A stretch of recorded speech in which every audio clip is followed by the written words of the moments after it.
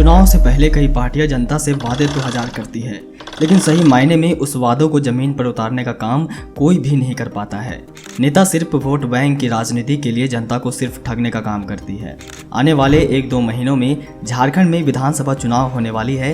राज्य की तमाम पार्टियां फर्जी वादे करके जनता को फिर से अपने झांसे में लेने का काम करेगी। क्योंकि चुनाव जीतने के लिए नेता तो वादे कर लेते हैं, पर चुनाव जीतने के बाद अपने वादे उन्हें याद नहीं रहते। ठीक इसी तरह काम सीएम हेमंत सोरेन ने भी किया है। 2019 के चुनाव से पहले हेमंत सोरेन ने युवाओं से वादा किया था कि हमारी सरकार बनी तो हम 2 साल के अंदर 5 लाख युवाओं को नौकरी देने का काम करेंगे, और जिन ग्रेजुएट युवाओं को नौकरी नहीं दे पाएंगी उन्हें बेरोजगारी भत्ता देने का काम करेंगे। झारखंड के बेरोजगारों को कल से बेरोजगारी भत्ता मिलना शुरू हो जाएगा। रांची में मुख्यमंत्री हेमंत सोरेन कल इसकी विधिवत शुरुआत करेंगे। सरकार के 5 साल तो पूरे हो गए, लेकिन इस सरकार ने नौकरी तो दूर सही तरीके से परीक्षा कराने में भी असफल रही है। चलिए इस वीडियो में जानते हैं कि हेमंत सरकार ने राज्य के युवाओं से किस तरह से खिलवाड़ किया है। झारखंड में कोई भी सरकारी नौकरी पाना किसी जंग लड़ने जैसा है। यदि किसी तरह कोई परीक्षा ली जाती है तो उससे पहले ही उसका पेपर लीक हो जाता है, तो कभी परीक्षा पूरी होने के बाद भी इस सरकारी नौकरी की सीट ही बेच दी जाती है। ऐसा कोई भी परीक्षा नहीं है जो निष्पक्ष तरीके से बिना किसी भेदभाव के पूरी हुई हो। जेएसएससी और जेपीएससी ऐसे कोई भी विभाग नहीं बचा जिस पर धांधली का आरोप नहीं लगा हो। चलिए सबसे पहले जेपीएससी के बारे में बात करते हैं। खबर सूत्रों के हवाले से जानकारी मिल रही है, 11वीं जेपीएससी परीक्षा का पेपर लीक है, जहां पर जेपीएससी की परीक्षा का प्रश्न पत्र लीक होने के आरोप लग रहे हैं। बढ़ते आगे झारखंड की बात करते हैं। जेपीएससी की परीक्षा थी यहाँ पर, लेकिन जो स्टूडेंट एग्जाम देने पहुंचे थे उन्होंने आरोप लगाया कि पेपर लीक हुआ है। झारखंड को बिहार से अलग हुए 24 साल हो गए। इन 24 सालों में आयोग 22 एग्जाम ले चुकी है, पर इन परीक्षाओं में कोई भी एग्जाम नहीं है जो विवाद में नहीं रहा। जेपीएससी की ओर से पहली सिविल सेवा परीक्षा का विज्ञापन 2002 में निकाली गई। विज्ञापन 64 पदों पर निकाला गया था। इसके पीटी के रिजल्ट घोषित होने के साथ ही यह विवादों में फंस गया। इसके बाद परीक्षा को रद्द कर दिया गया। फिर से इसी परीक्षा को 18 जनवरी 2004 को ली गई, पर इस परीक्षा के मेंस पर ही सवाल खड़ा हो गया।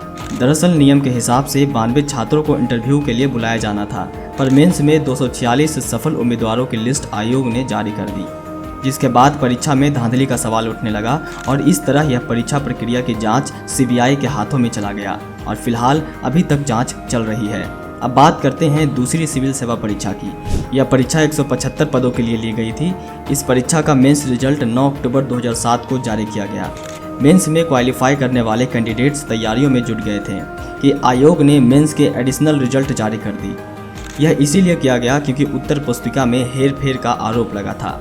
जैसे ही एडिशनल रिजल्ट जारी हुआ, वैसे ही इंटरव्यू देने वाले कैंडिडेट्स की संख्या काफ़ी बढ़ गई और इस तरह दूसरी सिविल सेवा परीक्षा विवादों में चला गया। तीसरी सिविल सेवा परीक्षा का विवाद संशोधित मेरिट का है। आयोग ने 23 सितंबर 2012 को अंतिम रिजल्ट जारी किया था। इसके बाद यह विवादों में आ गया। आयोग ने संशोधित मेरिट लिस्ट निकाल दी। इस मेरिट लिस्ट के अनुसार पहली मेरिट लिस्ट में शामिल 7 कैंडिडेट पास हुए थे, वे दूसरी बार में फेल हो गए। इस प्रकार 7 नए छात्रों को मेरिट में जगह मिली और इन 7 छात्रों के हाथों में आई हुई नौकरी छिन गई, जिसके बाद आयोग पर अभ्यर्थियों ने पेपर बेचने का गंभीर आरोप लगाया और धरना प्रदर्शन भी किया। और इसी तरह चौथी सिविल सेवा परीक्षा भी विवादों में रहा। इसमें जो भी छात्र पहले निकाले गए रिजल्ट में पास हुए थे, इस बार के रिजल्ट में फेल हो गए। 5वां सिविल सेवा परीक्षा आरक्षणों के नियमों के पालन नहीं किए जाने को लेकर विवादों में फंस गया। उस समय मुख्यमंत्री हेमंत सोरेन थे, जिन्होंने अगले आदेश तक मेंस एग्जाम पर रोक लगा दिया था और इस बीच सरकार बदली और बीजेपी की सरकार आई। उस वक्त मुख्यमंत्री पद संभाले रघुवर दास ने एक्शन लिया और जो मेंस एग्जाम पर रोक लगा था उसे हटा दिया और इसके बाद परीक्षा की प्रक्रिया पूरी की गई। छठी सिविल सेवा परीक्षा भी विवादों में रहा। इस पीटी परीक्षा के लिए रिजल्ट में 3 बार संशोधन करना पड़ा, लेकिन हाईकोर्ट ने पहले रिजल्ट को ही माना और उसके आधार पर रिजल्ट प्रकाशित करने का निर्देश दिया और 28 जनवरी 2019 से मेंस का एग्जाम लिया गया। वहीं 7वीं से 10वीं सिविल सेवा परीक्षा में 7वीं जेपीएससी के पीटी के परीक्षा का डेट 2 बार बदला जा चुका है। किसी तरह पीटी की परीक्षा ली गई और 1 नवंबर 2021 को रिजल्ट जारी किया गया। इसी तरह यह मामला भी हाई कोर्ट चला गया। 31 मई 2022 को फाइनल रिजल्ट जारी किया गया, वो भी विवादों के बीच। 11वीं सिविल सेवा परीक्षा भी विवादों से नहीं बच पाया। पीटी के परीक्षा में ही पेपर लीक का आरोप लगने लगा। छात्रों ने आयोग पर सीट बेचने और पेपर लीक का भी आरोप लगाया है।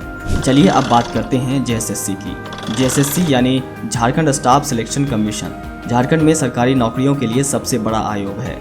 हर साल लाखों उम्मीदवार इस परीक्षा की तैयारी करते हैं ताकि वे सरकारी नौकरी पा सके। खासकर सीजीएल परीक्षा जो झारखंड में सरकारी विभागों में ग्रुप सी और ग्रुप डी स्तर के पदों पर भर्ती करती है। लेकिन 2024 में जो हुआ उसने एक बार फिर से इस परीक्षा की पारदर्शिता और निष्पक्षता पर सवाल खड़े कर दिए। जेएसएससी सीजीएल पेपर लीक के मामले ने एक बड़ा घोटाला उजागर किया है। यह पहली बार नहीं है जब इस तरह की घटना सामने आई है। पेपर लीक की वजह से लाखों छात्रों के भविष्य पर सवाल खड़े किए हैं। अब आप सोच रहे होंगे कि आखिर जेएसएससी को लेकर यह हंगामा क्यों हो रहा है। इसका जवाब आपको 8 साल पीछे 2016 में मिलता है। उस समय भी जेएसएससी की परीक्षाओं में पेपर लीक और भ्रष्टाचार के कई मामले सामने आए थे। उस समय की सरकार ने आश्वासन दिया था कि आगे से ऐसा नहीं होगा, लेकिन 2024 में फिर वही कहानी दोहराई गई। 2015 से शुरू हुई स्नातक स्तरीय पदों के लिए भर्ती प्रक्रिया अब तक कई वजह से रद्द होती रही है। 2015 में निकाले गए विज्ञापन में कई तरह की त्रुटि होने की वजह से झारखंड हाई कोर्ट ने इसे रद्द कर दिया था। इसके बाद 2019 में एक बार फिर एक नए सिरे से विज्ञापन जारी किया गया। हालांकि 2015 में फॉर्म भरने वाले अभ्यर्थियों को इसमें मौका जरूर दिया गया, लेकिन झारखंड में मैट्रिक इंटर पास अनिवार्य किए जाने की वजह से इस पर एक बार फिर ग्रहण लग गया और इसे रोक दिया गया।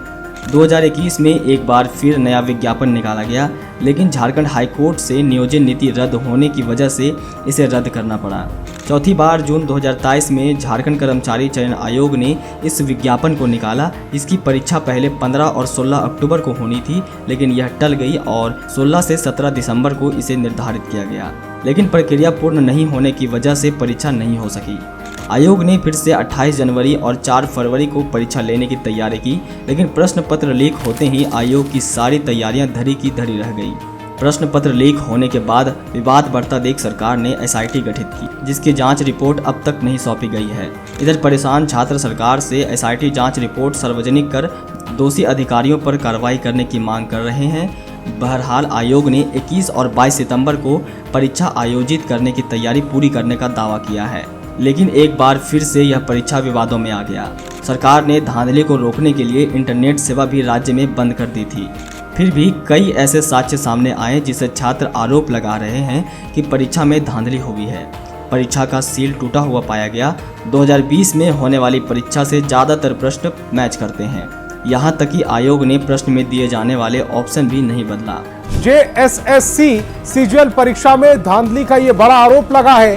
परीक्षा को रद्द करने की मांग की गई है कि जेएसएससी परीक्षा में धांधली हुई है, पेपर भी लीक हुआ है। छात्रों ने परीक्षा रद्द करने की मांग की और कहा है कि सीबीआई की जांच होनी चाहिए। जेएसएससी की परीक्षा में गड़बड़ी का आरोप लगाया। देखिए, प्रश्न पत्र के साथ छेड़छाड़ का आरोप, अभ्यर्थियों ने बिना सील पेपर के लगाए आरोप। जेएसएससी सीजीएल की परीक्षा को लेकर विपक्ष ने सरकार को भी घेरा है। बाबूलाल मरांडी से लेकर अमर कुमार बावरी सहित कई नेताओं ने सरकार पर सीट बेचने और परीक्षा में गड़बड़ी करने का आरोप लगाया है। सिर्फ यही नहीं, परीक्षा में धांधली को लेकर पीएम मोदी ने भी जेएमएम पर गंभीर आरोप लगाए हैं। कुछ दिनों पहले हजारीबाग में सभा को संबोधित करते हुए पीएम मोदी ने भी कहा था कि गठबंधन की सरकार ने सीजीएल के सीट लाखों रुपए में बेच दिए। पीएम मोदी का यह बयान सोशल मीडिया पर खूब वायरल हो रहा है। प्रदेश सरकार के संरक्षण में यहाँ पेपर लीक कराने वाले गिरोह चल रहे हैं। लाखों रुपये में एक एक पेपर बेचकर यहाँ के युवाओं का हक मारा जा रहा है। इसके बाद परीक्षा की धांधली की बात तुल पकड़ते जा रही है। वहीं आयोग का कहना है कि ऐसी कोई बात नहीं है। जो भी छात्रों ने आरोप लगाया है वो बेबुनियाद है। अगर छात्रों के पेपर लीक या धांधली से जुड़ा कोई सबूत है तो आयोग को दे और उस सबूत के आधार पर कार्रवाई करेंगे। बहरहाल जब मामले की सूचना राजभवन तक पहुंची तो राज्यपाल संजय कुमार गंगवार ने मामले पर संज्ञान लेते हुए जांच के आदेश दिए हैं। जिसके बाद जेएसएससी की तरफ से 2 सदस्यीय एसआईटी टीम का गठन किया गया है, जो कि 1 सप्ताह के अंदर पेपर लीक की जाँच का रिपोर्ट देगी। अब यहाँ सबसे बड़ा सवाल यह उठता है कि क्या सरकार आने वाले समय में कभी भी निष्पक्ष तरीके से परीक्षा लेने का वादा रखती है? क्या यहाँ के लाखों बेरोजगारों के सरकारी नौकरी का सपना पूरा हो पाएगा? क्या सरकार के द्वारा किए गए वादे सच में पूरे हो पाएंगे?